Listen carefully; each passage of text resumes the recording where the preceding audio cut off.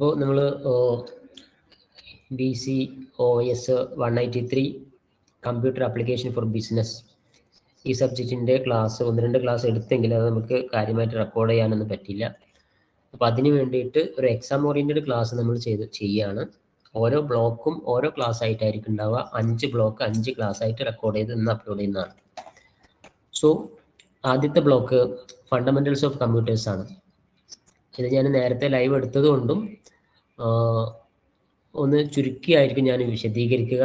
പിന്നെ ബേസിക് ആയിട്ടുള്ള കമ്പ്യൂട്ടറിൻ്റെ കുറച്ച് കാര്യങ്ങൾ കൂടെ ആയതുകൊണ്ട് കുറച്ചും കൂടി എളുപ്പമായിരിക്കും. Unit 1 introduction to computers. കമ്പ്യൂട്ടറിനെ കുറിച്ച് ചെറിയൊരു ഇൻട്രൊഡക്ഷൻ ആണ്. അപ്പോൾ ആ ഉപകരണത്തെക്കുറിച്ചും ആ ഉപകരണം എവിടെയൊക്കെ ഉപയോഗിക്കാൻ പറ്റും എന്നതിനെ കുറിച്ചൊക്കെ ചെറിയൊരു ഇൻട്രൊഡക്ഷൻ നമുക്ക് കൊടുക്കാം. നിങ്ങൾ വായിച്ചു നോക്കുക. ഓവർവ്യൂ ഓഫ് എ കമ്പ്യൂട്ടർ ഉണ്ട്. മനുഷ്യന്മാർ ചെയ്യുന്ന പല ജോലികളും ഇപ്പോൾ കമ്പ്യൂട്ടർ ചെയ്തു വരുന്നുണ്ട്. Smart phone replacing computer. Smart phone ഇപ്പോൾ ശരിക്കും ഒരു മിനി കമ്പ്യൂട്ടറായി മാറിയിട്ടുണ്ട് എന്നും പറയാം. കമ്പ്യൂട്ടറിൻ്റെ വലിപ്പമാണെന്നുണ്ടെങ്കിൽ അതിങ്ങനെ കുറഞ്ഞുകൊണ്ടിരിക്കുകയാണ്. അതിൻ്റെ ഫെസിലിറ്റിയും യൂസേജും കൂടിക്കൊണ്ടിരിക്കുന്നു. നമുക്കിവിടെ മെയിനായിട്ട് പഠിക്കാനുള്ളത് എവല്യൂഷൻ ഓഫ് കമ്പ്യൂട്ടേഴ്സ് ആണ്. കമ്പ്യൂട്ടറിൻ്റെ എവല്യൂഷൻ. എന്നാണ് ഈ കമ്പ്യൂട്ടർ ഉണ്ടായത്? when introduced first early in 1940s. അപ്പം അങ്ങനെ നോക്കുമ്പോൾ ഒരു വല്ലാത്തൊരു ചരിത്രമൊന്നുമില്ല. നമ്മൾ ചെറിയ ക്ലാസ്സിലൊക്കെ പഠിച്ചിട്ടുണ്ട് കമ്പ്യൂട്ടറിൻ്റെ ഉത്ഭവം എന്ന് പറയുന്നത്, കമ്പ്യൂട്ടറിൻ്റെ സ്റ്റാർട്ടിങ് എന്ന് പറയുന്നത് അബാക്കസിൽ നിന്നാണ്. എന്താണ് അബാക്കസ്? കണക്ക് കൂട്ടാൻ ഉപയോഗിക്കുന്ന ഒരു ചെറിയ മാനുവലായിട്ട് യൂസ് ചെയ്യാൻ പറ്റുന്ന ഒരു ചെറിയ ഡിവൈസാണ് അബാക്കസ് എന്ന് പറയുന്നത്. ആ അബാക്കസ് എന്നാണ് കാൽക്കുലേറ്ററിൻ്റെ ഉത്ഭവം ഉണ്ടാവുന്നത്.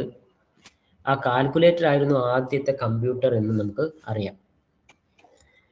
അപ്പോൾ കമ്പ്യൂട്ടറിൻ്റെ ഉത്ഭവത്തെ, അതിൻ്റെ ഉത്ഭവം മുതലുള്ള ഇന്ന് വരെ ഉണ്ടായിട്ടുള്ള കമ്പ്യൂട്ടറിൻ്റെ ഡെവലപ്മെൻറ്റിനെ അതിൻ്റെ ജനറേഷൻസ് എന്ന പേരിലാണ് അറിയപ്പെടുന്നത്. അങ്ങനെയാണെങ്കിൽ കമ്പ്യൂട്ടറിന് ഇന്നത്തെ ഏറ്റവും ലേറ്റസ്റ്റ് ആയിട്ടുള്ള ജനറേഷൻ അടക്കം 6 ജനറേഷനാണ് കമ്പ്യൂട്ടറിനുള്ളത്. അതായത് 6 സ്റ്റേജസ് ആണ് കമ്പ്യൂട്ടറിൻ്റെ ഉത്ഭവത്തിൽ ഉണ്ടായിട്ടുള്ളത്. ഇപ്പോൾ 6 ജനറേഷൻ ആണ് ഇതിലുള്ളത്. അതിൽ ആദ്യത്തെ ജനറേഷൻ 1940 മുതൽ 1956 വരെയുള്ള കമ്പ്യൂട്ടറാണ്. The first generation of computers is vacuum tubes for circuitry and magnetic drum for memory. ആദ്യത്തെ ജനറേഷൻ എന്ന് പറയുന്നത് വാക്യൂം ട്യൂബ് യൂസ് ചെയ്തുകൊണ്ടുള്ള ഒരു വലിയ ഡിവൈസ് ഒക്കെ ആയിട്ടുള്ള ഒരു മെഷീൻ ആയിരുന്നു കമ്പ്യൂട്ടർ എന്ന് പറയാം. അത് അന്ന് ഉണ്ടാക്കിയിരുന്ന കമ്പ്യൂട്ടറിന്റെ പേര് യൂണിവാക്കും ഏനിയാക്കും ആണ്. ഈ മെഷീൻ ഒന്ന് വെക്കണമെങ്കിൽ ഒരു റൂം തന്നെ വേണമായിരുന്നു. അത്രയും സ്പേസ് ആവശ്യമുള്ള ഒരു വലിയ ഡിവൈസ് ആയിരുന്നു കമ്പ്യൂട്ടർ. യൂണിവാക്കും ഏനിയാക്കും ആണ് ഫസ്റ്റ് ജനറേഷനിലെ കമ്പ്യൂട്ടർ ആയിട്ട് നമുക്ക് കാണാൻ പറ്റാം. സെക്കൻഡ് ജനറേഷനിൽ 1956 മുതൽ കമ്പ്യൂട്ടർ ഓരോ വർഷം കഴിയുമ്പോഴും ഓരോ ജനറേഷനിലും കമ്പ്യൂട്ടറിന് ടെക്നോളജി വർദ്ധിക്കുകയും അതിന്റെ വലിപ്പം കുറയുകയും ചെയ്യുന്നത്. Second generation of computers was based on the transistors. Second ജനറേഷനാണ് ട്രാൻസിസ്റ്റേഴ്സിന്റെ കണ്ടുപിടുത്തം വരുന്നത്. വാക്യൂം ട്യൂബിന് പകരം ട്രാൻസിസ്റ്റർ കണ്ടുപിടിക്കുന്നു. ട്രാൻസിസ്റ്ററിന്റെ കണ്ടുപിടുത്തത്തോടു കൂടി കമ്പ്യൂട്ടർ വീണ്ടും ചെറുതാവുന്നു. ട്രാൻസിസ്റ്റർ എന്ന് പറഞ്ഞാൽ നമ്മൾ റേഡിയോ ഒക്കെ പൊളിച്ചു കഴിഞ്ഞാൽ കാണാം, ഒരു ചെറിയ ഒരു പ്ലാസ്റ്റിക് ഡിവൈസ് പോലെ ഒരു സാധനം 2 തലക്കലും കമ്പിയൊക്കെ ആയിട്ട് ഒരു ബോർഡിൽ ഇങ്ങനെ കണക്ട് ചെയ്യുന്ന സാധനം ട്രാൻസിസ്റ്റർ. ഒരുപാട് വയേർഡായിട്ടുള്ള വയർ കണക്ഷനുകൾ ഈ ട്രാൻസിസ്റ്ററിന്റെ വരവോട് കൂടി ഇല്ലാണ്ടാവുന്നു. അതിന്റെ എല്ലാ ഫംഗ്ഷനും ട്രാൻസിസ്റ്റർ ഏറ്റെടുക്കുന്നു, അല്ലെങ്കിൽ ട്രാൻസിസ്റ്ററിനെ കൊണ്ട് നടത്താൻ പറ്റുന്നു. അങ്ങനെ രണ്ടാമത്തെ ജനറേഷനിൽ ട്രാൻസിസ്റ്ററുടെ കണ്ടുപിടുത്തം എന്നോട് കമ്പ്യൂട്ടർ ഒന്നുകൂടി ചെറുതാവുന്നു. ഒന്നാമത്തെ ജനറേഷനിൽ വാക്യൂം ട്യൂബാണ് യൂസ് ചെയ്തിരുന്നെങ്കിൽ രണ്ടാമത്തെ ജനറേഷനിൽ ട്രാൻസിസ്റ്റർ ഉപയോഗിക്കുന്നു. ആ സമയത്ത് കമ്പ്യൂട്ടർ ഒന്നുകൂടി ചെറുതാവുന്നു. കമ്പ്യൂട്ടറിൽ കൂടുതൽ സോഫ്റ്റ്വെയറുകൾ മറ്റുള്ളവർക്ക് ഉപയോഗിക്കാൻ തുടങ്ങുന്നു. കോബോൾ, ഫോർട്രാൻ, ആൽഗോൾ എന്നപോലുള്ള ചില ടൂളുകൾ, അതായത് ലാംഗ്വേജ് കമ്പ്യൂട്ടറിൽ യൂസ് ചെയ്യാൻ തുടങ്ങുന്നു. അതൊക്കെ കമ്പ്യൂട്ടർ ഒന്നുകൂടി ഫെമിലിയർ ആക്കുന്നു. തേർഡ് ജനറേഷൻ 1964 മുതൽ 71 വരെയാണ് തേർഡ് ജനറേഷൻ. തേർഡ് ജനറേഷന്റെ പ്രത്യേകത IC കണ്ടുപിടിച്ച ഒരു സമയമാണ് 1964-71 വരെയുള്ള കാലഘട്ടം. ആ കാലഘട്ടത്തിൽ IC കണ്ടുപിടിച്ചതോടുകൂടി ഞാൻ നേരത്തെ പറഞ്ഞ പോലെ ധാരാളം വയേർഡ് ആയിട്ട് കണക്റ്റഡ് ആയിട്ട് ഉണ്ടാക്കിയിരുന്ന വലിയ ഒരു സർക്യൂട്ടുകളൊക്കെ നമ്മുടെ ഉള്ളം കൈയിൽ ഒതുക്കാൻ പറ്റുന്ന, ഉള്ളം കൈ എന്ന് പറയേണ്ട നമ്മുടെ വിരൽ തുമ്പിൽ ഒതുക്കാൻ പറ്റുന്ന ചെറിയൊരു ചിപ്പിലൂടെ നമുക്കത് ചെയ്യാൻ സാധിക്കും. ഇതിനാണ് നമ്മൾ IC എന്ന് പറയാം, IC ചിപ്പ് എന്നൊക്കെ നമ്മൾ പറയാം. IC ചിപ്പിന്റെ കണ്ടുപിടുത്തം ഈ സമയത്ത് ഉണ്ടാകുന്നു. അങ്ങനെ കമ്പ്യൂട്ടറിൽ തേർഡ് ജനറേഷനും ഉണ്ടാക്കുന്നു. അപ്പോൾ ഒന്നുകൂടി എന്താവുന്നു, കമ്പ്യൂട്ടർ ചെറുതാവുന്നു, അതിൻ്റെ പുതിയ കുറേ സംവിധാനങ്ങൾ വീണ്ടും ആടുന്നു. ഈ സമയത്താണ് IBM ഒക്കെ വ്യാപകമായിട്ട് കമ്പ്യൂട്ടർ ഉൽപ്പാദനം, അതായത് വീട്ടിലും പേഴ്സണലായിട്ടും ഉപയോഗിക്കാൻ പറ്റുന്ന രൂപത്തിൽ കമ്പ്യൂട്ടറിന്, അതുവരെ കമ്പ്യൂട്ടർ വലിയ വലിയ ഫാക്ടറികളിലോ റിസർച്ച് കേന്ദ്രങ്ങളിലോ സയന്റിഫിക് ആവശ്യങ്ങൾക്ക് വേണ്ടി മാത്രമാണ് കമ്പ്യൂട്ടർ യൂസ് ചെയ്തിരുന്നതെങ്കിൽ തേർഡ് ജനറേഷനിൽ സാധാരണ വീടുകളിലും കമ്പ്യൂട്ടർ യൂസ് ചെയ്യാനുള്ള ഒരു അവസരത്തിലേക്ക് എത്തുന്നു. Then fourth generation is also based on a single silicon chip with thousands of integrated circuit were built. The use of microprocessors considerably reduces the size of a computer, how they can evenly fit in the palm of a hand. Processor കണ്ടുപിടിക്കുന്നത് fourth ജനറേഷനിലാണ്. പ്രോസസ്സറിന്റെ കണ്ടുപിടുത്തം കമ്പ്യൂട്ടറിനെ ഒന്നുകൂടി നമ്മുടെ കൈയിൻ്റെ ഉള്ളം കയ്യിൽ വെക്കാൻ പറ്റുന്ന computer വരെ ഉണ്ടാക്കാനുള്ള ഒരു രീതിയിലേക്ക് പ്രോസസ്സറിന്റെ കണ്ടുപിടുത്തം സഹായകരമാകുന്നു.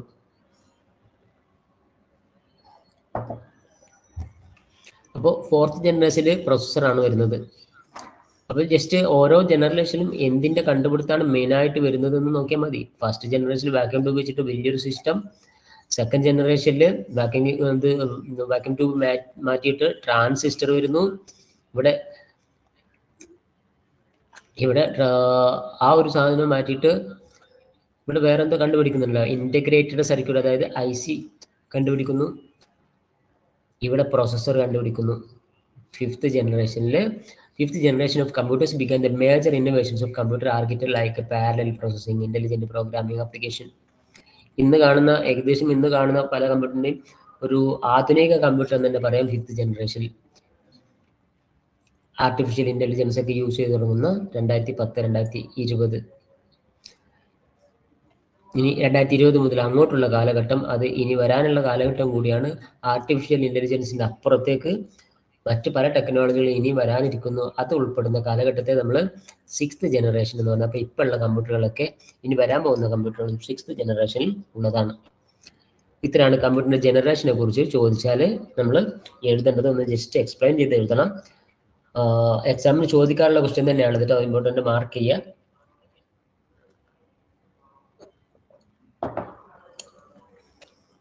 ദെൻ ക്ലാസിഫിക്കേഷൻ ഓഫ് കമ്പ്യൂട്ടേഴ്സ്, കമ്പ്യൂട്ടറിന്റെ തരംതിരിവ്, ഇതും എക്സാമിന് ചോദിക്കാനുള്ളതാണ്. On the base of purpose, ഉപയോഗത്തിന്റെ പർപ്പസിന്റെ അടിസ്ഥാനത്തിൽ കമ്പ്യൂട്ടറിനെ തരംതിരിക്കുന്നുണ്ട്. അത് ജനറൽ പർപ്പസ് കമ്പ്യൂട്ടറാണ്. എന്താണ് general purpose computer? General purpose computers fulfill the requirements such as gaming, word processing, invoicing, and these are usually used at home, school and in office. പൊതുവെ പല കാര്യങ്ങൾക്കും വേണ്ടി ഉപയോഗിക്കാൻ പറ്റുന്ന ഒരു സിസ്റ്റം, നമ്മൾ വീട്ടിലൊക്കെ യൂസ് ചെയ്യുന്ന PC എന്ന് പറയുന്ന കമ്പ്യൂട്ടർ സിസ്റ്റം, ഈ വക എല്ലാ ആവശ്യങ്ങൾക്കും കോമൺ ആയിട്ട് നമുക്ക് ഉപയോഗിക്കാൻ സാധിക്കും. അതിനെ ജനറൽ പർപ്പസ് കമ്പ്യൂട്ടർ എന്ന് പറയും. എന്നാൽ എല്ലാ കമ്പ്യൂട്ടറും കോമൺ ആയിട്ടുള്ള പർപ്പസിന് ഉപയോഗിക്കാൻ പറ്റില്ല. സ്പെഷ്യൽ പർപ്പസ് കമ്പ്യൂട്ടേഴ്സും ഉണ്ട്.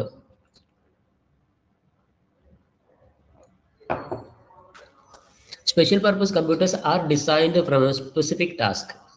ചില പ്രത്യേക ജോലി ചെയ്യാൻ വേണ്ടി മാത്രം ഉണ്ടാക്കുന്ന കമ്പ്യൂട്ടർ ഉണ്ട്. These may use research activities. Research ആക്ടിവിറ്റീസിന് വലിയ കാൽക്കുലേഷന് മറ്റൊക്കെ ചെയ്യേണ്ടി വരും. അങ്ങനെയുള്ളതിന് സ്പെഷ്യൽ കമ്പ്യൂട്ടർ തന്നെ ഉണ്ടാക്കും, അല്ലെങ്കിൽ ഉണ്ട്. അത് സ്പെഷ്യൽ പർപ്പസ് ആണ്. ദെൻ സൈസിന്റെ അടിസ്ഥാനത്തിൽ, നേരത്തെ പറഞ്ഞത് പർപ്പസിന്റെ അടിസ്ഥാനത്തിലാണ്, എന്തിനു വേണ്ടി ഉണ്ടാക്കിയതിന്റെ അടിസ്ഥാനത്തിലാണ്.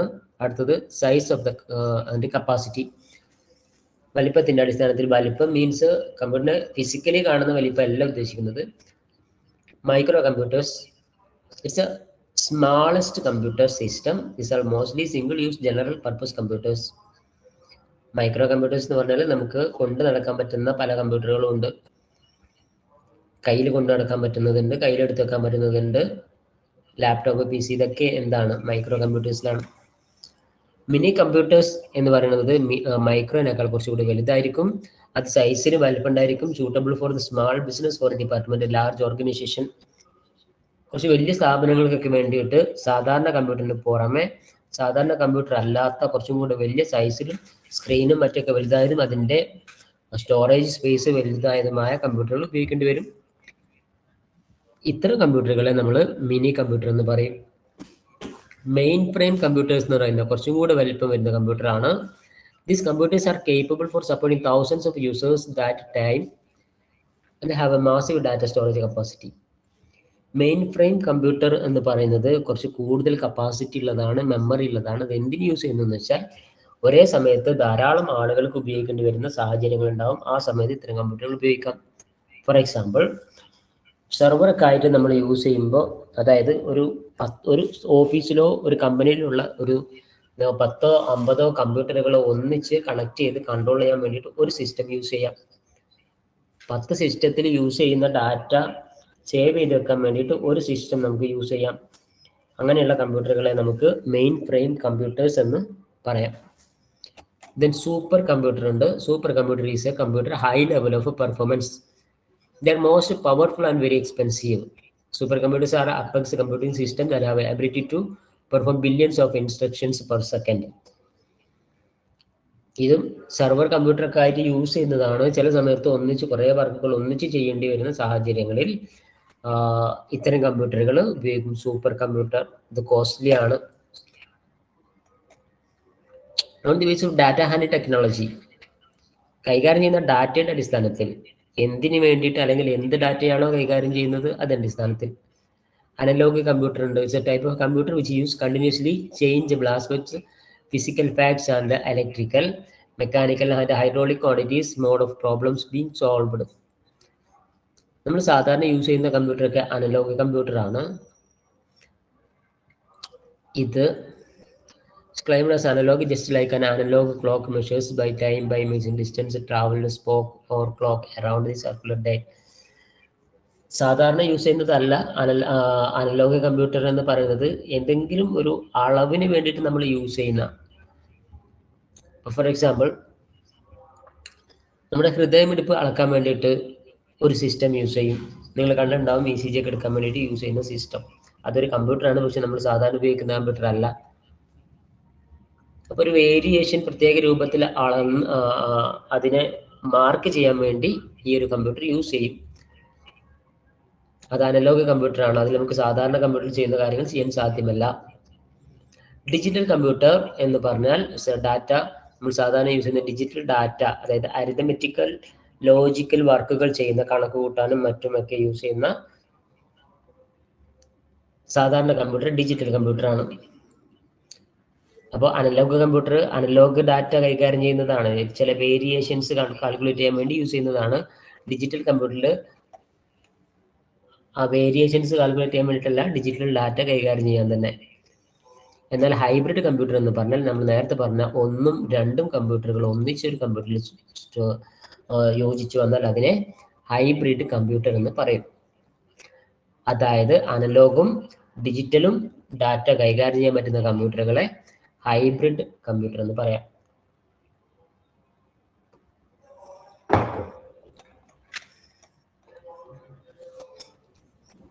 കമ്പ്യൂട്ടറിന്റെ കോമ്പണൻസ് ഞാൻ പറയുന്നില്ല, ജസ്റ്റ് നിങ്ങൾ നോക്കിയാൽ മതി കേട്ടോ.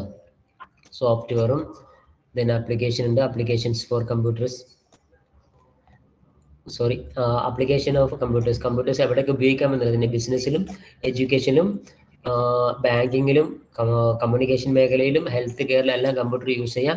അവിടെ എങ്ങനെയൊക്കെ അത് യൂസ് ചെയ്യാം എന്നുള്ളതും കൂടെ നിങ്ങൾ പറയാം. പേഴ്സണൽ യൂസിന് ഉണ്ട്, ദെൻ മിലിറ്ററി ആൻഡ് ഡിഫൻസിന് കമ്പ്യൂട്ടർ യൂസ് ചെയ്യാം, ഇൻഷുറൻസിന് യൂസ് ചെയ്യാം.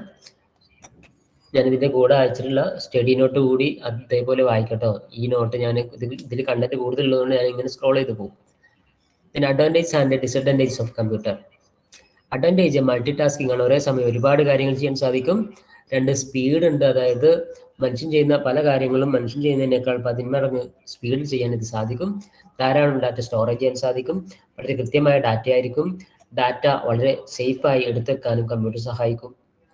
എന്നാലും കമ്പ്യൂട്ടറിന് ഗുണങ്ങൾ മാത്രമല്ല ദോഷങ്ങളും ഉണ്ട്. അതൊന്ന് റിഡക്ഷൻ ഓഫ് എംപ്ലോയ്മെന്റ് ഓപ്പർച്യൂണിറ്റീസ്, തൊഴിലാളികളുടെ ജോലി കുറയ്ക്കാൻ ഇത് സഹായിക്കും. അതായത് എംപ്ലോയ്മെന്റ് ഓപ്പർച്യൂണിറ്റി റിഡ്യൂസ് ചെയ്യാൻ ഇത് സഹായിക്കുന്നുണ്ട്.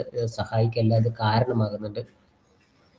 പൊട്ടൻഷ്യൽ ലോസ് ഓഫ് പ്രൈവസി, പലപ്പോഴും നമ്മുടെ ഡാറ്റ പുറത്തേക്ക് പോകാൻ സാധ്യതയുണ്ട്. വൈറസ് ഹാക്കിംഗ് അറ്റാക്സ്, പലപ്പോഴും വൈറസിന്റെ പ്രശ്നങ്ങൾ ഇതിലുണ്ടാവും. സൈബർ ക്രൈം ഉണ്ടാവാനും സാധ്യതയുണ്ട്. ഇതാണ് ഒന്നാമത്തെ ബ്ലോക്കിൽ പറയാനുള്ളത്. Then come to the next unit, application of computers. Introduction. Role of computers in business organization. നമ്മൾ നേരത്തെ പറഞ്ഞ പോയിന്റ്സ് തന്നെ ജസ്റ്റ് ഒന്ന് എഴുതിയാൽ മതി. കമ്മ്യൂണിക്കേഷനും മാർക്കറ്റിങ്ങിനും അക്കൗണ്ടിങ്ങിനൊക്കെ ഇത് യൂസ് ചെയ്യാം. സ്റ്റോറേജിന് യൂസ് ചെയ്യാം, എഡ്യൂക്കേഷൻ പർപ്പസിന് യൂസ് ചെയ്യാം, റിസർച്ചിന് യൂസ് ചെയ്യാം. ഇതൊരു ജനറൽ ആയിട്ടുള്ള ക്വസ്റ്റ്യൻ ആയിട്ട് ചോദിക്കാറുള്ളതാണ്. Computer for society. സൊസൈറ്റിയിലെ പല ആവശ്യങ്ങളും കമ്പ്യൂട്ടർ യൂസ് ചെയ്യാം. എക്സാമ്പിൾ അഗ്രികൾച്ചറിന് യൂസ് ചെയ്യാം. ഇന്ന് കൃഷി മേഖലയിലൊക്കെ ധാരാളം കമ്പ്യൂട്ടർ ടെക്നോളജി യൂസ് ചെയ്യുന്നുണ്ട്, മണ്ണിനെ കുറിച്ച് മനസ്സിലാക്കാനും മറ്റുമൊക്കെ. പിന്നെ ഹെൽത്ത് സെക്ടേഴ്സിൽ യൂസ് ചെയ്യുന്നത് നമുക്കറിയാം. പിന്നെ ട്രാഫിക് മേഖലയിലും ട്രാഫിക് പ്രോബ്ലം പരിഹരിക്കുന്നതിനായിട്ട് ഇത് യൂസ് ചെയ്യുന്നുണ്ട്. അപ്പോൾ എന്തായാലും സൊസൈറ്റിയിലും കമ്പ്യൂട്ടറിൻ്റെ ആവശ്യം വളരെ വലുതാണ്. ഇനി ബിസിനസ്സിലും ട്രേഡിലും കൊമേഴ്സിലും ഇൻവെൻ്ററി മാനേജ്മെൻറ്റിൽ ഇന്ന് കമ്പ്യൂട്ടർ ഒഴിച്ചുകൂടാൻ പറ്റാത്തൊരു സാധനമാണ്. സ്റ്റോക്ക് കളക്ട് ചെയ്യാനും സ്റ്റോക്ക് എടുക്കാനും ആ സ്റ്റോക്ക് മാനേജ് ചെയ്യാനും എല്ലാം നമുക്ക് ഈ കമ്പ്യൂട്ടർ യൂസ് ചെയ്യാൻ പോകും. ഇൻവെൻ്ററി മാനേജ്മെൻറ്റ് സ്റ്റോക്കുമായി ബന്ധപ്പെട്ടതാണ്. അത് മാനേജ് ചെയ്യാൻ ഫിനാൻഷ്യൽ റെക്കോർഡ് കീപ്പിംഗ്, അക്കൗണ്ടിങ്ങിനും മറ്റും രേഖകൾ കീപ്പ് ചെയ്യാൻ വേണ്ടിയിട്ട് നമുക്ക് കമ്പ്യൂട്ടർ യൂസ് ചെയ്യാം. ദെൻ ബഡ്ജറ്റിംഗ് ആൻഡ് ഫോർകാസ്റ്റിംഗ്, കണക്ക് കൂട്ടലുകൾ എന്തായാലും കമ്പ്യൂട്ടർ നമുക്ക് ചെയ്യാൻ കഴിയും. അടുത്ത വർഷത്തേക്കുള്ള കണക്കുകളൊക്കെ ഫോർകാസ്റ്റ് ചെയ്യാൻ, അത് ബഡ്ജറ്റ് ചെയ്യാനും ഇത് സഹായിക്കും. ദെൻ ഡാറ്റ സേവ് ചെയ്ത് വെക്കാൻ, ദെൻ ആ സ്ഥാപനത്തിൻ്റെ പ്രവർത്തനങ്ങൾ എഫിഷ്യൻസി ഉണ്ടാക്കാൻ വേണ്ടിയുള്ള ഇതിന് ഇത് യൂസ് ചെയ്യാം. ദെൻ ബിസിനസ്സിലെ കമ്മ്യൂണിക്കേഷൻ സ്ട്രീം ലൈനിങ് കമ്പ്യൂട്ടർ, അതായത് തുടർച്ചയായ നല്ല ഒഴുക്കുള്ള കമ്മ്യൂണിക്കേഷൻ സഹായിക്കുന്നതും കമ്പ്യൂട്ടർ തന്നെയാണ്. ചിലപ്പോഴും നമ്മൾ കമ്പ്യൂട്ടർ സെറ്റ് ചെയ്ത് വെച്ച് കഴിഞ്ഞാൽ നമ്മുടെ സ്റ്റോക്ക് തീരുന്നതിനനുസരിച്ച് വേറെ സ്ഥാപനത്തിലേക്കുള്ള അതിൻ്റെ വിവരങ്ങൾ കൈമാറുന്നത് കമ്പ്യൂട്ടർ തന്നെയായിരിക്കും. അതിലൊരു സ്റ്റാഫിൻ്റെ ആവശ്യമൊന്നും ഉണ്ടാവില്ല. കമ്പ്യൂട്ടർ മറ്റൊരു ഉപയോഗം managing customer and partner relationship എന്നുള്ളതാണ്. കസ്റ്റമേഴ്സുമായിട്ടും മറ്റു പാർട്ട്നേഴ്സുമായിട്ടും എപ്പോഴും ബന്ധം നിലനിർത്താൻ കമ്പ്യൂട്ടർ സഹായിക്കും. അതായത് പീരിയോഡിക്കലി റിവ്യൂസും അതേപോലെ തന്നെ പീരിയോഡിക്കലി റിപ്പോർട്ടുകളൊക്കെ ഓട്ടോമാറ്റിക് കമ്പ്യൂട്ടറിൽ നിന്ന് സെൻഡ് ആവും. അപ്പോൾ അതിന് നമുക്കിത് യൂസ് ചെയ്യാം.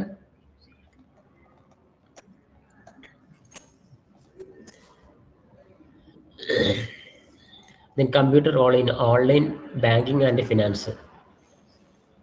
ഇതും ഒരു ഇമ്പോർട്ടൻറ്റ് ക്വസ്റ്റ്യൻ ആണ്. ഓൺലൈൻ ബാങ്കിങ്ങിനെ കുറിച്ചിട്ട് കുറച്ച് ക്വസ്റ്റ്യൻസ് ഒക്കെ ഉണ്ടാവാൻ സാധ്യതയുണ്ട്. ഓൺലൈൻ ബാങ്കിങ്ങിൽ പ്ലാസ്റ്റിക് മണി ആ ഒരു വിഭാഗത്തിൽ കമ്പ്യൂട്ടറിന് വളരെ വലിയ സ്വാധീനമുണ്ട്.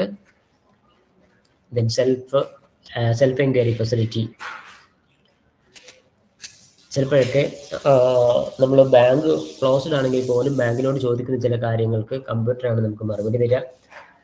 അപ്പം അങ്ങനെ ഒരു സൗകര്യമുണ്ട്. ദെൻ റിമോട്ട് ബാങ്കിങ് സിസ്റ്റം സാധ്യമാക്കുന്നത് കമ്പ്യൂട്ടറിൻ്റെ ടെക്നോളജിയാണ്. Signature retrieval facilities.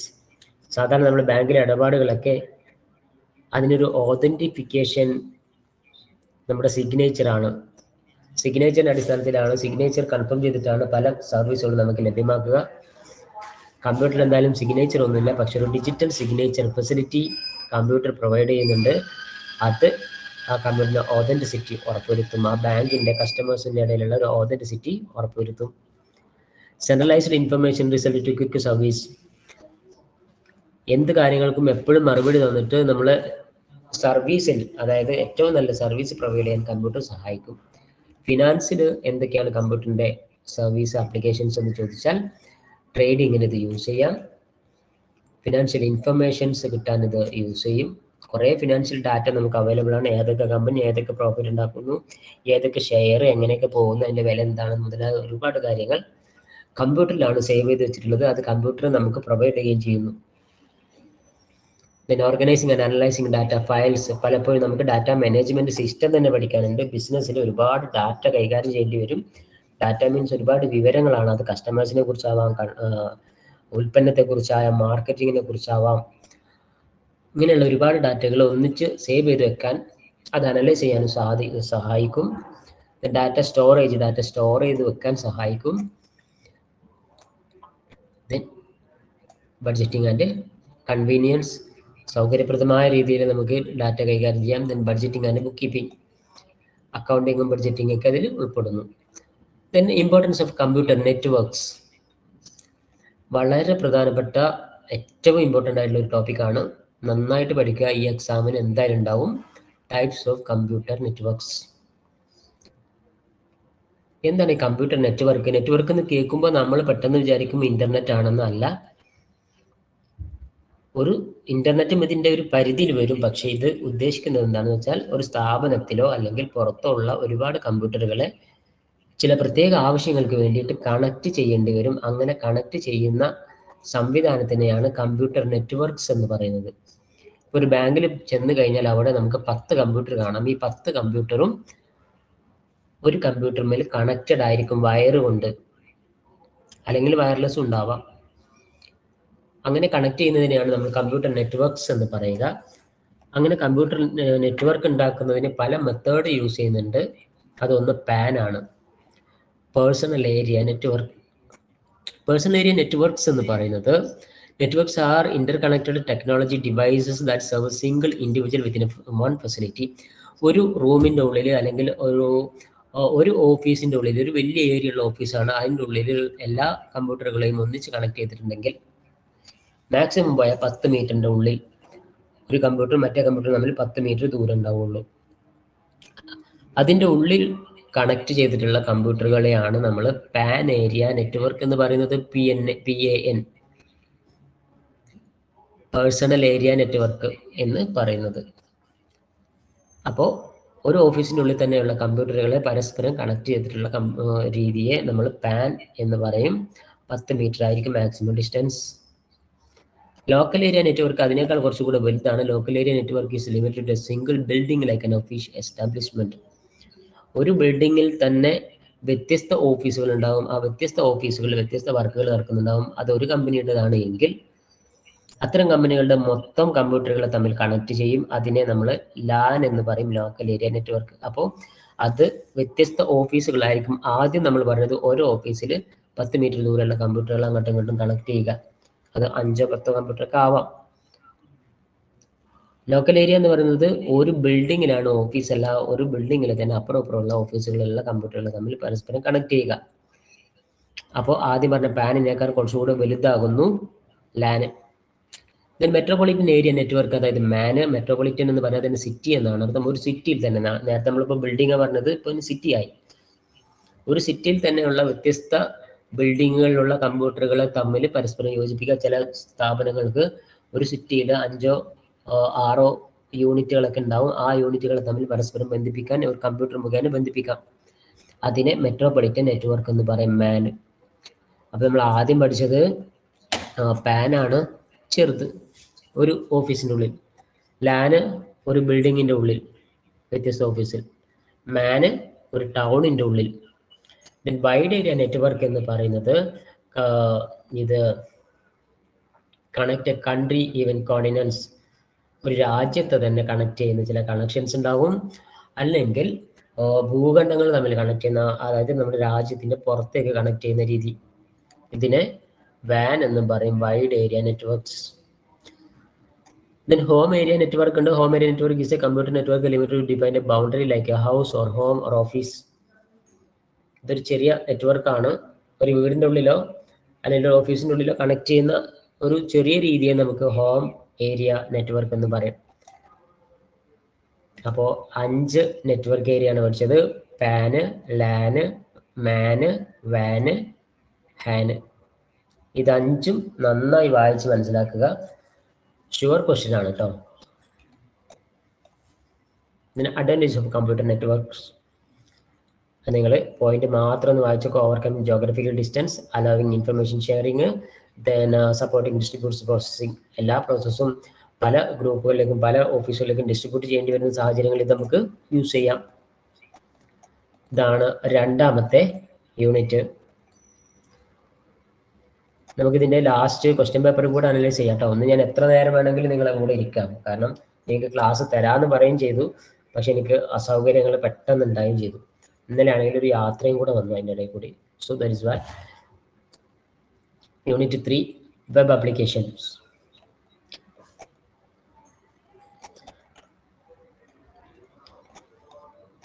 നമ്മൾ ഓരോ ബ്ലോക്ക് കഴിയുമ്പോഴും ജസ്റ്റ് ഒന്ന് ഡിസ്കണക്ട് ചെയ്യും, എന്നാലാണ് നമുക്ക് റെക്കോർഡിങ്ങിലേക്ക് സേവിങ് പോവുക, ഇത് സേവ് ആയി പോവുക. അതിന് ജസ്റ്റ് ഒന്ന് ക്ലോസ് ചെയ്തിട്ടോ. അപ്പം ഞാൻ കട്ടാക്കി പോവില്ല. ഒരു 5 മിനിറ്റിൻ്റെ ഉള്ളിൽ തന്നെ ഞാൻ വീണ്ടും റീകണക്ട് ചെയ്ത് വരും. നിങ്ങൾ ലൈവിൽ തന്നെ ഉണ്ടാവണം. ബിസി ആണെങ്കിലൊക്കെ നിങ്ങൾക്ക് പോവാം. റെക്കോർഡ്സ് അവൈലബിൾ ആയിരിക്കും. നല്ല പ്യൂർ, നല്ല ക്ലാരിറ്റി ഉള്ള റെക്കോർഡ് തന്നെ കിട്ടും. ഓക്കെ, ദെൻ നമ്മൾ ഈ യൂണിറ്റിൽ, മൂന്നാമത്തെ യൂണിറ്റിൽ കുറച്ച് വെബ് ആപ്ലിക്കേഷൻ ആണ് പഠിക്കുന്നത്. കുറച്ച് സോഫ്റ്റ്വെയറുകളാണ്, അതായത് ഇൻബിൽഡ് ആയിട്ടുള്ള കുറച്ച് സോഫ്റ്റ്വെയറുകൾ. ഒന്ന് വെബ് ബ്രൗസറാണ്. എന്താണ് വെബ് ബ്രൗസർ? വെബ് ബ്രൗസർ എന്ന് പറഞ്ഞാൽ നമ്മൾ സാധാരണ ഓപ്പൺ ചെയ്യുന്ന ഗൂഗിളോ അല്ലെങ്കിൽ വേറെ ഏതെങ്കിലും ഡാറ്റ കിട്ടാൻ വേണ്ടി നമ്മൾ ഓപ്പൺ ചെയ്യുന്ന ഒരു പേജിനെയാണ് നമ്മൾ എന്താ പറയുക, വെബ് ബ്രൗസർ എന്ന് പറയുക. ഇതാണ് ഒരു ബ്രൗസർ. ഇത് ഗൂഗിളിൻ്റെ ബ്രൗസറാണ്. ഞാൻ പേഴ്സണലായിട്ട് ചെയ്ത് വെച്ചത്. അതിൻ്റെ അതിൽ കുറച്ച് അഡീഷണൽ നിങ്ങൾക്ക് കാണാൻ പറ്റും.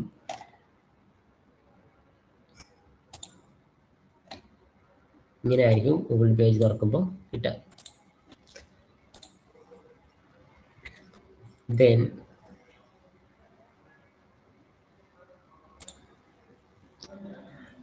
വെബ് ബ്രൗസർ രണ്ട് രീതിയിലാണ് ജസ്റ്റ് നോക്കുക. ദെൻ ഗൂഗിൾ ഡ്രൈവിനെ കുറിച്ച് ഞാൻ പറഞ്ഞിട്ടുണ്ടായിരുന്നു. ഇങ്ങനെ ഒരു എംബ്ലം നിങ്ങൾക്ക് കാണാം, ഗൂഗിൾ ഡ്രൈവ്. ഗൂഗിൾ ഡ്രൈവ് കൊണ്ട് നമുക്കുള്ള ഉപയോഗം എന്താണെന്ന് വെച്ചാൽ, കുറച്ച് കൂടുതലായിട്ട് ഇതിനെക്കുറിച്ച് പഠിച്ചു വെക്കണം. ഗൂഗിൾ ഡ്രൈവ് ഇതിൽ എന്തൊക്കെ സർവീസ് ഉണ്ട് എന്നതിനെക്കുറിച്ച്. ഗൂഗിള് പ്രൊവൈഡ് ചെയ്യുന്ന മറ്റൊരു സർവീസാണ്, അല്ലെങ്കിൽ ഒരു ആപ്ലിക്കേഷനാണ് ഗൂഗിൾ ഡ്രൈവ് എന്ന് പറയുന്നത്. ഇപ്പോൾ നമ്മൾ ജസ്റ്റ് ഇവിടെ ഇങ്ങനെ ഓപ്പൺ ചെയ്യുന്ന സമയത്ത് ഗൂഗിൾ ഡ്രൈവ് കാണാൻ പറ്റും. ഗൂഗിൾ ഡ്രൈവ് ഇതാണ്. ഇതിൽ നമുക്ക് ഡാറ്റ സേവ് ചെയ്ത് വെക്കാനും നമുക്ക് ആ ഡാറ്റ എപ്പോൾ വേണമെങ്കിലും എടുക്കാനും, ഇനി സിസ്റ്റം നമ്മൾ ദൂരാണെങ്കിൽ വേറെ സ്ഥലത്ത് പോയിട്ട് യൂസ് ചെയ്യുകയാണെന്നുണ്ടെങ്കിൽ പോലും നമുക്ക് നമ്മുടെ ഗൂഗിൾ ID വെച്ച് ലോഗിൻ ചെയ്ത് ലോകത്തിൻ്റെ ഏത് പ്രദേശത്താണെങ്കിലും നമുക്ക് ഡാറ്റ എടുക്കാൻ നോക്കാൻ പറ്റുകയും എഡിറ്റ് ചെയ്യാൻ പറ്റുകയും ചെയ്യുന്ന ഒരു സംവിധാനമാണ് ഗൂഗിൾ ഡ്രൈവ്. ഗൂഗിൾ ഡ്രൈവിലെ ഡാറ്റ സേവ് ചെയ്യാമെന്ന് മാത്രമല്ല, നമുക്ക് വേണ്ട ഫോർമാറ്റിലേക്ക് മാറ്റി അത് സേവ് ചെയ്യാനും, ഇപ്പോൾ ഒരു ഇമേജ് അല്ലെങ്കിൽ എന്തെങ്കിലും ഒരു വസ്തുവിനെ നമുക്ക് സ്കാൻ ചെയ്ത് PDF ആക്കി മാറ്റി സേവ് ചെയ്യണം എന്നുണ്ടെങ്കിൽ അതിന് പോലും പറ്റുന്ന ഒരു ഡിവൈസ് അല്ല, ഒരു ആപ്ലിക്കേഷനാണ് ഗൂഗിൾ ഡ്രൈവ്. അപ്പോൾ ഫയൽ നമുക്ക് ഇതിൽ ധാരാളം സൂക്ഷിക്കാൻ സാധിക്കും. ഇതിനൊരു നിശ്ചിത മെമ്മറി ഉണ്ട്. ആ നിശ്ചിത മെമ്മറിയിൽ നമുക്ക് ഡാറ്റ കീപ്പ് ചെയ്യാം. വീഡിയോ വരെ നമുക്ക് ഇതിൽ സേവ് ചെയ്ത് വെക്കാൻ പറ്റും. നിശ്ചിത മെമ്മറിക്ക് പുറത്ത് ആവശ്യമുണ്ടെങ്കിൽ പേ ചെയ്ത് നമുക്ക് ഇതിനെ മെമ്മറി വികസിപ്പിക്കാനും സാധിക്കും. What is Google dock? So web-based application document spreadsheet can be created. ഇപ്പോൾ ഗൂഗിളിൻ്റെ പേജിൽ നമുക്ക് പോയി കഴിഞ്ഞാൽ ഗൂഗിൾ ഡോക്സ് എന്നൊരു സാധനം കാണാം. നമുക്ക് എന്തെങ്കിലും ഡോക്യുമെന്റ് ഗൂഗിൾ ക്രിയേറ്റ് ചെയ്ത് ഉണ്ടാക്കണം, അത് എപ്പോഴും എവിടെ വേണമെങ്കിലും നമുക്ക് അത് അവൈലബിൾ ആക്കണം എന്ന് തോന്നുകയാണെങ്കിൽ ഗൂഗിൾ ഡോക്സ് നമുക്ക് യൂസ് ചെയ്യാം. ഡോക്യുമെന്റ് എന്നതിൻ്റെ ചുരുക്കമാണ് docs. Then file storage and synchronisation service. ഗൂഗിളിൻ്റെ ഒരു സർവീസാണ് ഫയൽ സിങ്ക്രണൈസേഷൻ. നമ്മൾ മൊബൈലിലോ കമ്പ്യൂട്ടറിലോ സേവ് ചെയ്തിരിക്കുന്ന ഡാറ്റ പലപ്പോഴും മിസ്സാവാൻ സാധ്യതയുണ്ട്. അത് സിങ്ക്രണൈസേഷൻ ഓൺ ആക്കിയിട്ടാൽ ആ ഡാറ്റ കമ്പ്യൂട്ടർ ഓട്ടോമാറ്റിക്കലി സേവ് ആക്കി വെക്കുക, അല്ലെങ്കിൽ ഗൂഗിൾ സർവീസ് അത് ഓട്ടോമാറ്റിക്കലി സേവ് ആക്കി വെക്കുകയും അത് നഷ്ടപ്പെടാതെ നമുക്ക് എപ്പോൾ വേണമെങ്കിലും തിരിച്ചെടുക്കാൻ പറ്റാവുന്ന രൂപത്തിൽ അത് സേവ് ചെയ്യുകയും ചെയ്യുന്നു. ഇതിനാണ് സിങ്ക്രണൈസേഷൻ എന്ന് പറയുന്നത്. Then setting up of A Google account. എങ്ങനെയാണ് ഒരു ഗൂഗിൾ അക്കൗണ്ട് ഉണ്ടാക്കുക എന്നുള്ളത് നിങ്ങൾക്ക് നന്നായിട്ട് അറിയുന്നുണ്ടാവും. ഇങ്ങനെ ഒരു പേജാണ് വരിക, അതിൽ നിങ്ങളുടെ പേരും ഡീറ്റെയിൽസ് ഒക്കെ കൊടുക്കുക. അത് പ്രാക്ടിക്കൽ ആയതുകൊണ്ട് അതിന് കൂടുതൽ പറയുന്നില്ല. ഇതിൽ കുറേയൊക്കെ പ്രാക്ടിക്കൽ പഠിക്കാനുണ്ട് കേട്ടോ.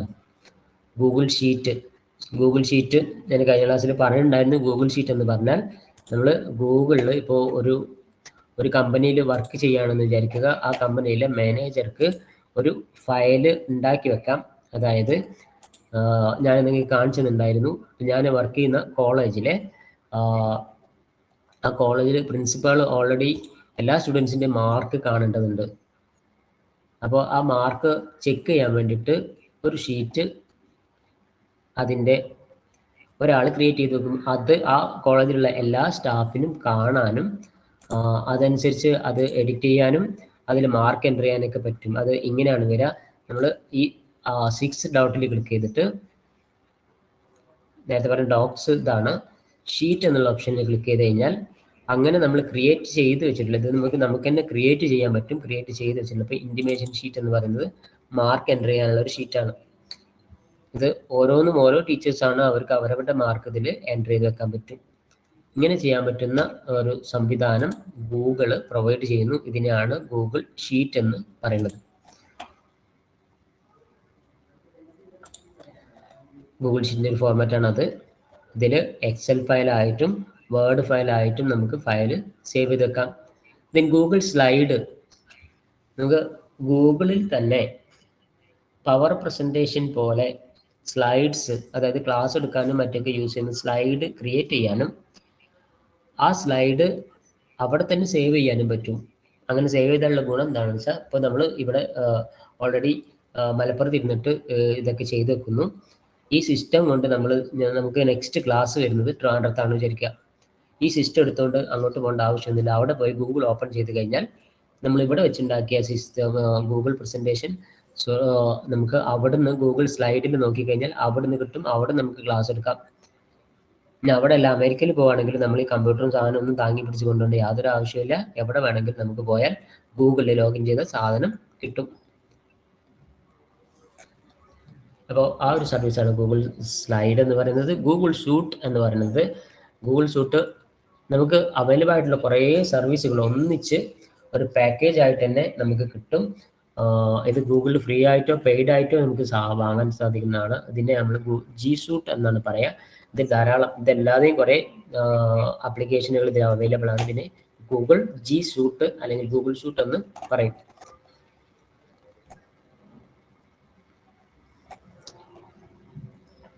ഗൂഗിൾ ഫോം എന്ന് പറയുന്ന ഒരു സംവിധാനം കൂടെ ഗൂഗിൾ പ്രൊവൈഡ് ചെയ്യുന്നുണ്ട്.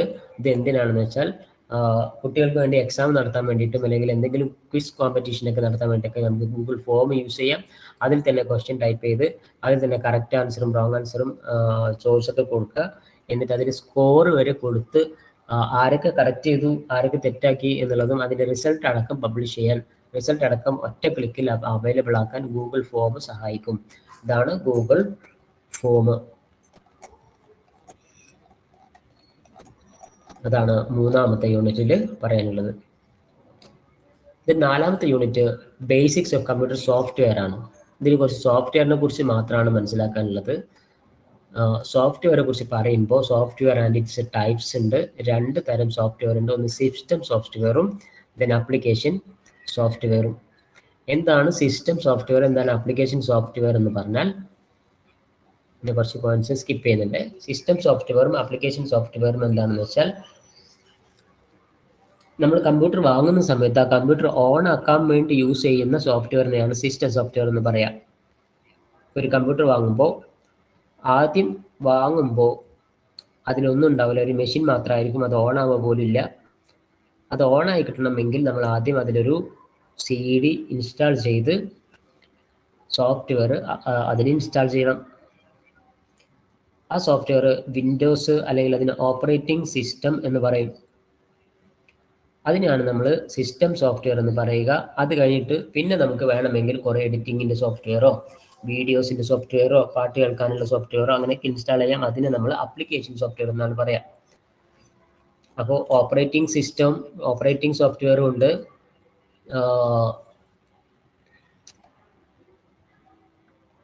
സിസ്റ്റം സോഫ്റ്റ്വെയറും ഉണ്ട്. പിന്നെ ആരോ ചോദിച്ച 2 സംശയമുണ്ട്. അത് ഈ ടോപ്പിക്കിൽ വരുന്നതാണ്. ഇത് ലാസ്റ്റ് ക്വസ്റ്റ്യൻ പേപ്പർ ഡിസ്കസ് ചെയ്യുമ്പോൾ അതിൻ്റെ കൂടെ ഞാൻ പറയാം. Batch operating system, real time operating system ഉണ്ട് കേട്ടോ. അത് പറയുമ്പോൾ അത് എക്സാമിന് ചോദിച്ചതാണ് തോന്നുന്നുണ്ട്, ഡൗട്ട് ചോദിച്ചിട്ടുണ്ടായിരുന്നു. ക്ലാസ് ഫിനിഷ് ചെയ്യുമ്പോൾ അതും കൂടെ എക്സ്പ്ലെയിൻ ചെയ്യാം.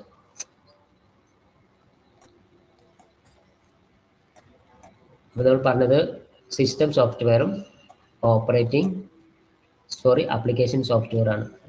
ഗൂഗിൾ ക്രോമിനെ കുറിച്ചും ജസ്റ്റ് ഒന്ന് മനസ്സിലാക്കി വെക്കുക. ഗൂഗിൾ ക്രോം എന്ന് പറയുന്നത് സാധാരണ ഗൂഗിളിനേക്കാൾ കുറച്ചുകൂടെ സൗകര്യമുള്ള, സ്പീഡുള്ള, മൈക്രോസോഫ്റ്റ് വിൻഡോസ് ഇൻട്രൊഡ്യൂസ് ചെയ്തിട്ടുള്ള പുതിയൊരു വേർഷനാണ് ഗൂഗിൾ ക്രോം എന്ന് പറയുന്നത്.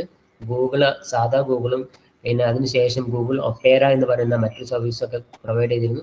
അതിന് ഏറ്റവും ലേറ്റസ്റ്റ് ആയിട്ട് ഗൂഗിൾ പ്രൊവൈഡ് ചെയ്തിട്ടുള്ള ഒരു ബ്രൗസിംഗ് സംവിധാനമാണ് ഗൂഗിൾ ക്രോം എന്ന് പറയുന്നത്. Then Windows operating system. Windows operating system എന്ന് പറയുന്നത് മൈക്രോസോഫ്റ്റ് ഇൻട്രൊഡ്യൂസ് ചെയ്തിട്ടുള്ള ഒരു ഓപ്പറേറ്റിംഗ് സിസ്റ്റമാണ്, അല്ലെങ്കിൽ OS എന്നാണ് ഇതിന് പറയാം. ഞാൻ നേരത്തെ പറഞ്ഞ പോലെ ഒരു കമ്പ്യൂട്ടർ വാങ്ങിച്ചാൽ ആ കമ്പ്യൂട്ടർ ജസ്റ്റ് ഫങ്ഷൻ ചെയ്യണമെങ്കിൽ ആദ്യം ഓപ്പറേറ്റിംഗ് സിസ്റ്റം വേണം. അതൊരു സോഫ്റ്റ്വെയർ ആണ്.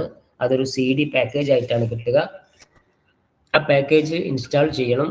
അത് ഇൻസ്റ്റാൾ ചെയ്യുന്നതിനനുസരിച്ച് ആ കമ്പ്യൂട്ടർ കോൺഫിഗർ ചെയ്യും. അത് തന്നെ പല വേർഷൻസ് വരുന്നുണ്ട്, പുതിയ പുതിയ വേർഷൻസ് വരുന്നുണ്ട്. അതിൽ ആദ്യം സ്റ്റാർട്ട് ചെയ്ത വേർഷൻ ഇതായിരുന്നു, വിൻഡോസ് 1. പിന്നെ 3.1 വന്നു 1992. അങ്ങനെ വന്നു ഇപ്പോൾ വിൻഡോസ് 10 ആണ് ഇപ്പോൾ യൂസ് ചെയ്യുന്നത്. അത് 2020 ഇൻട്രൊഡ്യൂസ് ചെയ്തതാണ്.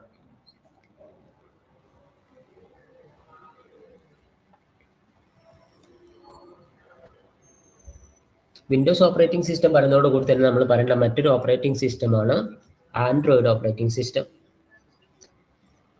ഇത് ആൻഡ്രോയിഡ് ഓപ്പറേറ്റിംഗ് സിസ്റ്റം ഒരു കമ്പനി ഇൻട്രൊഡ്യൂസ് ചെയ്തതാണ്. സാധാരണയായിട്ട് mobile phone, tablet, Google TV, smart TV മുതലായ ഡിവൈസുകൾക്ക് അനുയോജ്യമായ രീതിയിൽ അല്ലെങ്കിൽ അതിന് വേണ്ടിയിട്ട് പ്രിപ്പയർ ചെയ്തിട്ടുള്ള, ഉണ്ടാക്കി വെച്ചിട്ടുള്ള ഒരു സോഫ്റ്റ്വെയർ ആണ്, ഓപ്പറേറ്റിംഗ് സോഫ്റ്റ്വെയർ ആണ്. ഇതുണ്ടെങ്കിലേ അത് വർക്ക് ചെയ്യുള്ളൂ. ആ രൂപത്തിലുള്ള സോഫ്റ്റ്വെയർ ആണ് ഓപ്പറേറ്റിംഗ് സോഫ്റ്റ്വെയർ എന്ന് പറയുന്നത്. അതാണ് ആൻഡ്രോയിഡ്. ആൻഡ്രോയിഡിന് പല വേർഷൻസ് ഉണ്ട്. പല വേർഷനിലും ഇതേപോലെ അതിൻ്റെ ഐക്കണ് വ്യത്യാസം ഉണ്ടാവും.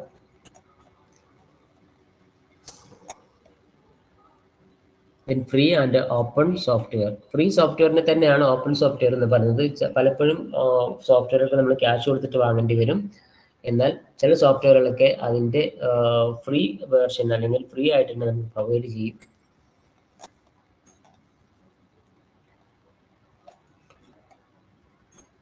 ഗൂഗിൾ പ്ലേ സ്റ്റോറിനെ കുറിച്ച് പിന്നെ നമുക്ക് നന്നായിട്ട് അറിയാം. അതും ഒരു Android software development kit, SDK എന്ന് പറയും. മൊബൈൽ ഫോണിൽ നമ്മൾ യൂസ് ചെയ്യുന്ന ഒരു ആപ്ലിക്കേഷനാണ്. ഇതൊരു സിസ്റ്റം ആപ്ലിക്കേഷനാണ്. മൊബൈൽ വാങ്ങുമ്പോൾ തന്നെ അതിലുണ്ടാകുന്നതാണ്. മൊബൈൽ ഫങ്ഷൻ ചെയ്യണമെങ്കിൽ അത് ഇതിൽ ആവശ്യമാണ്. ഗൂഗിൾ പ്ലേ സ്റ്റോർ, ഇതൊക്കെ നമ്മൾ എപ്പോഴും കാണുന്നതാണ് ഇതിൻ്റെ ഐക്കൺ.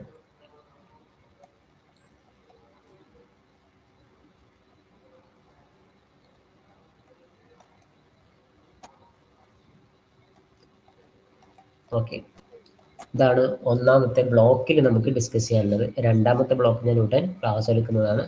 ഇത്രയും പറഞ്ഞ കാര്യങ്ങളിൽ നിന്ന് നിങ്ങൾക്ക് മനസ്സിലായി എന്ന് പ്രതീക്ഷിക്കുന്നു.